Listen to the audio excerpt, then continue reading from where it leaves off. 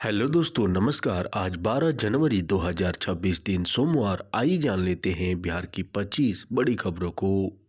भारत और न्यूजीलैंड के बीच 3 मैचों की वनडे सीरीज के पहले मुकाबले में भारतीय टीम ने न्यूजीलैंड के साथ शानदार जीत दर्ज करते हुए सीरीज में 1-0 की बढ़त बना ली है। न्यूजीलैंड ने पहले बल्लेबाजी करते हुए अपने 50 ओवरों में 8 विकेट के नुकसान पर 300 रन बनाए थे। इसके जवाब में भारतीय टीम ने 49 ओवरों में 6 विकेट के नुकसान पर 306 रन बनाकर यह मैच जीत लिया। भारतीय टीम के इस जीत में विराट कोहली ने 93, शुभमन गिल ने 56 और श्रेयस अय्यर ने 49 रनों की पारी खेली थी। विराट कोहली को 93 रनों की शानदार पारी को लेकर प्लेयर ऑफ द मैच का पुरस्कार दिया गया। ऐसे में विराट कोहली का यह वनडे इंटरनेशनल में अब तक का 45वां player of the match record रहा है। भारतीय टीम ने न्यूजीलैंड को 4 विकेट से हराते हुए इस सीरीज में 1-0 की बढ़त बना ली है। प्रधानमंत्री नरेंद्र मोदी ने वाइब्रेंट गुजरात समिट को संबोधित करते हुए कहा है कि भारत दुनिया की तीसरी सबसे बड़ी इकोनॉमी बनने की दिशा में तेजी से आगे बढ़ रहा है और भारत दुनिया की सबसे तेजी से बढ़ती सबसे बड़ी अर्थव्यवस्था है। आज पूरा विश्व भारत की ओर देख रहा है और जो आंकड़े आ रहे हैं उससे यह साफ है कि भारत से दुनिया की उम्मीदें लगातार बढ़ रही है। इसके अलावा प्रधानमंत्री ने कहा है कि पिछले 11 सालों में भारत दुनिया का सबसे बड़ा मोबाइल डेटा कंज्यूमर बना है। हमारा यूपीआई दुनिया का number 1 real time digital transaction platform बन गया है। आज भारत दुनिया का दूसरा सबसे बड़ा मोबाइल मैन्युफैक्चरर है। इसके अलावा भारत दुनिया का तीसरा सबसे बड़ा स्टार्टअप इकोसिस्टम है। प्रधानमंत्री किसान सम्मान निधि योजना के तहत मिलने वाले 22वीं किस्त को लेकर बड़ा अपडेट सामने आ रहा है। हालांकि 22वीं किस्त आने से पहले इस बार कुछ बड़ा बदलाव किया गया है। इस बार का सबसे बड़ा बदलाव फार्मर आईडी का अनिवार्य होना है। इससे पहले सिर्फ ई-केवाईसी पूरा करना ही काफी माना जाता था, लेकिन अब सरकार ने साफ कर दिया है कि जिन किसानों का यूनिक फार्मर आईडी नहीं बना है उनके अगले किस्त यानी 22वीं किस्त को रोका जा सकता है, भले ही उनका ई-केवाईसी प्रोसेस पूरा हो चुका हो। वो बताते चले कि फार्मर आईडी एक तरह की डिजिटल पहचान होती है जिसमें जमीन के रिकॉर्ड, फसल की जानकारी और अन्य डिटेल से जुड़ी होती है और इसका मकसद यह सुनिश्चित करना है कि इस योजना का फायदा सिर्फ सही और पात्र किसानों को ही मिल रही है। ऐसे में 22वीं किस्त का इंतजार कर रहे किसान भाइयों को फार्मर आईडी के साथ साथ ई-केवाईसी कराना भी जरूरी है। हालांकि कुछ मीडिया रिपोर्ट्स के मुताबिक 22वीं किस्त की राशि फरवरी या मार्च में जारी की जा सकती है। बिहार विधानसभा चुनाव में मिली शानदार जीत के बाद एक बार फिर से मुख्यमंत्री नीतीश कुमार समृद्धि यात्रा पर निकलने वाले हैं। बिहार के मुख्यमंत्री नीतीश कुमार की समृद्धि यात्रा का आधिकारिक शेड्यूल भी आ चुका है और यह यात्रा 16 जनवरी से शुरू होगी। अब नए साल में मुख्यमंत्री नीतीश कुमार एक बार फिर से जन जन के बीच पहुँचने के लिए तैयार है। नए साल में मुख्यमंत्री की इस यात्रा को समृद्धि यात्रा का नाम दिया गया है। सीएम नीतीश कुमार की समृद्धि यात्रा का मुख्य उद्देश्य सरकारी योजनाओं की जमीनी हकीकत को जानना और आम जनता से संवाद करना है और इस यात्रा के दौरान सीएम नीतीश कुमार प्रगति यात्रा और 7 निश्चय योजना के तहत चल रहे कार्यों का निरीक्षण करेंगे।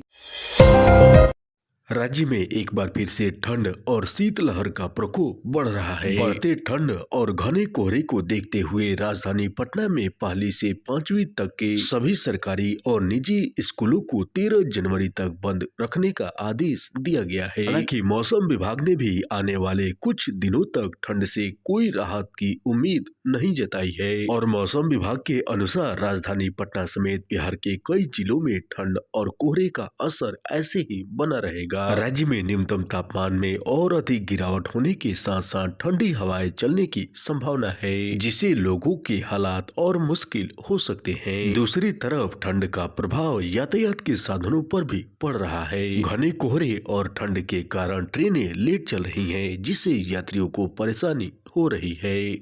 हेलो दोस्तों, नमस्कार। आज 12 जनवरी 2026 दिन सोमवार। आइए जान लेते हैं बिहार की 25 बड़ी खबरों को।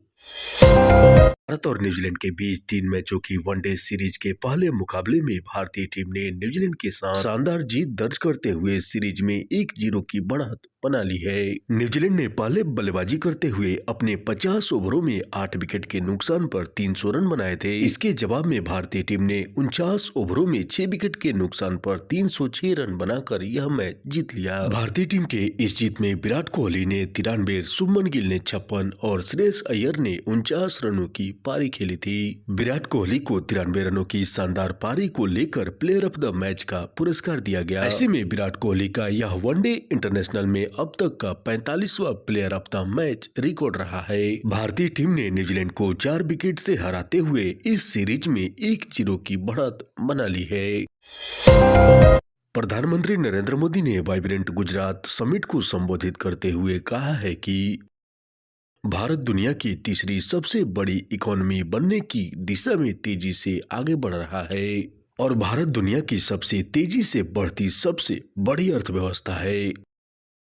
आज पूरा विश्व भारत की ओर देख रहा है और जो आंकड़े आ रहे हैं उससे यह साफ है कि भारत से दुनिया की उम्मीदें लगातार बढ़ रही है। इसके अलावा प्रधानमंत्री ने कहा है कि पिछले 11 सालों में भारत दुनिया का सबसे बड़ा मोबाइल डेटा कंज्यूमर बना है। हमारा यूपीआई दुनिया का number 1 real time digital transaction platform बन गया है। आज भारत दुनिया का दूसरा सबसे बड़ा मोबाइल मैन्युफैक्चरर है। इसके अलावा भारत दुनिया का तीसरा सबसे बड़ा स्टार्टअप इकोसिस्टम है।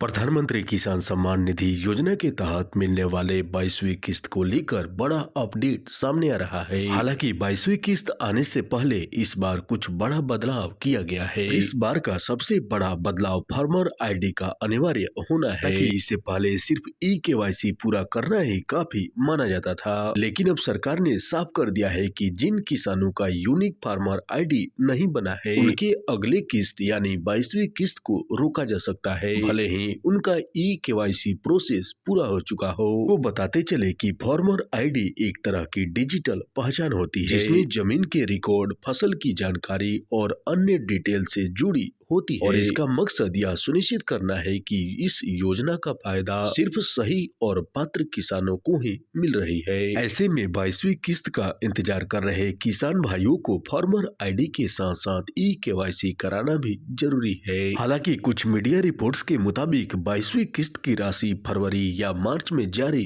की जा सकती है।